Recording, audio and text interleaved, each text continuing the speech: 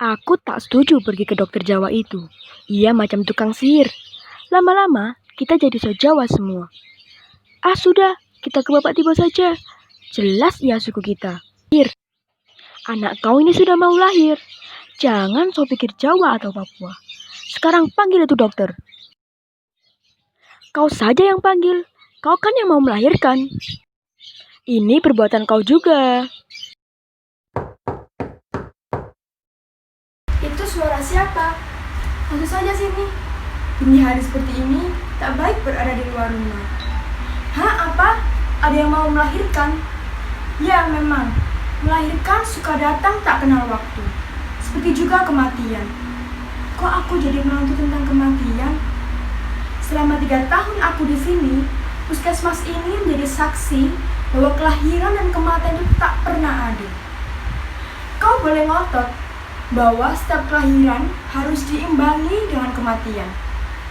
Hukum itu membuat jumlah manusia selalu sama. Pendapat itu harus dikoreksi mulai dari sekarang. Lihat saja di luar sana, banyak sekali daerah yang jumlah kelahirannya jauh lebih banyak dari kematian. Lihat saja kotamu sendiri. Makin hari, pemukiman menelan sawah-sawah para petani. Itu tandanya kelahiran jauh lebih banyak daripada kematian. Setuju kah? Kau harus setuju.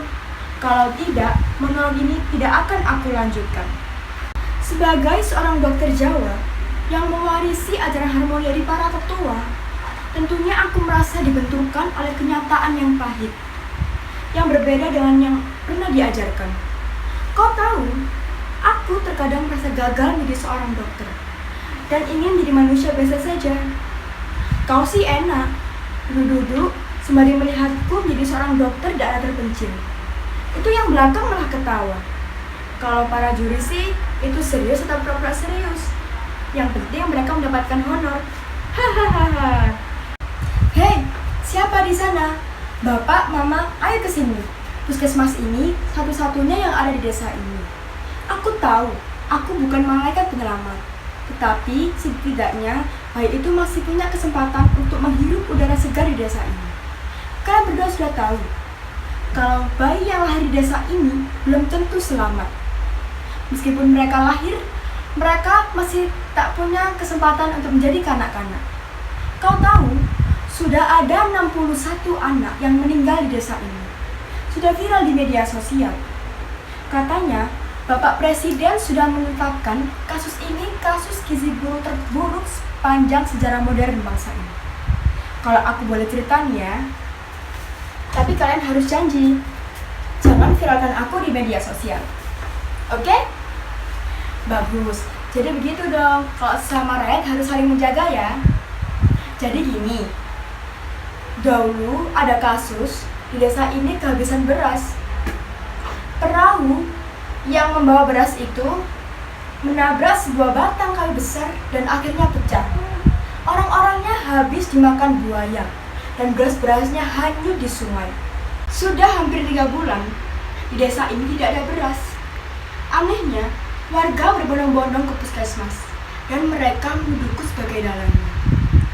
Aku ingat, Bapak Tibo, seorang kepala suku di sini, beliau pernah berkata, "Kami ini cuma orang primitif, jangan kau permainkan kami. Kami juga ingin makan beras seperti orang-orang di Jawa. Kami juga ingin modern." Ketika aku coba untuk berbicara, Bapak Tibo cepat-cepat menyuruhku untuk diam. Suruh saja Presiden utus orang-orang Jawa supaya kirim itu beras. Kami bukan cuma lapar, tapi kami juga ingin maju toh. Bapak Koga yang tadi di belakang mulai maju ke depan. Maaf Bapak Tibo, Dokter Hayu ini cuma ingin bantu kita orang yang sudah lama sakit-sakitan. Dokter ini juga sudah bantu kita orang melahirkan anak-anak. Semua sukarela, jadi jelas dokter ini tidak punya urusan dengan beras.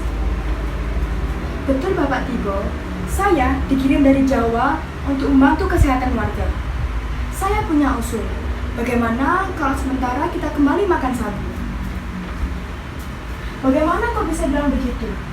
Dulu, zaman presiden ada bilang, kalau orang Papua mau modern, harus makan itu beras. makan itu sagu hanya menambah penderitaan. Kau pasti berpikir kalau orang-orang di sini begitu kaku dan keras kepala. Ya, memang. Tapi selama di sini, aku mendapatkan pelajaran yang begitu berharga dari mereka. Mereka selalu berpikir konsisten, lurus, dan pegang janji. Bapak Tibo, dulu waktu Bapak Tibo dilahirkan oleh Mama atas kerjasama dengan Bapak, bukan? Kenapa kau tanya seperti itu?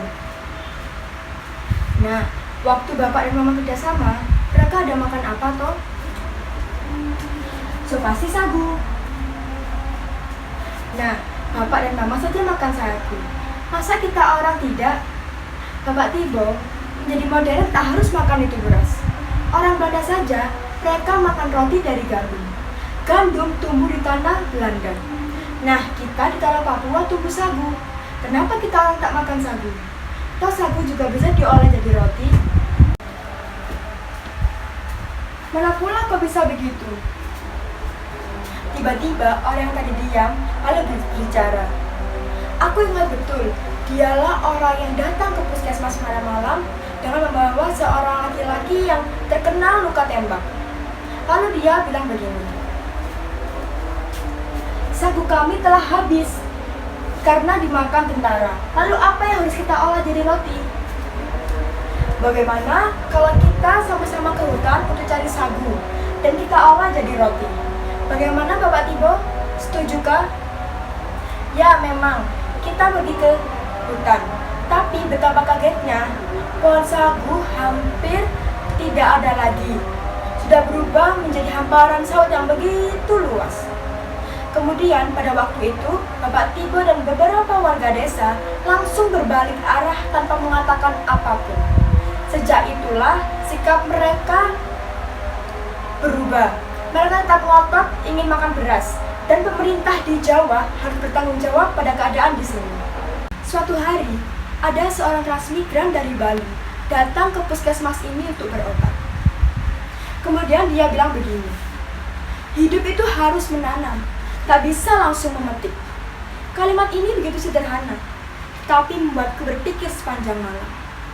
Ya memang, dulu sebagian besar warga Papua hidup dengan cara menangkap ikan di sungai, dan sebagian lagi mencari sagu untuk dijual.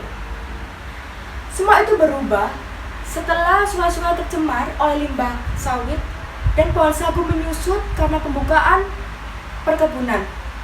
Kehidupan warga langsung morat-marit. Sejak itulah warga Papua di sini dilanda bencana gizi buruk. Aku tahu Bapak Tibo tak pernah sepaham denganku. Tetapi tetap saja di ujung penderitaan, kebersamaan itulah yang bisa menyelamatkan hidup kita. Dokter Rahayu, pasti untung kami punya dokter.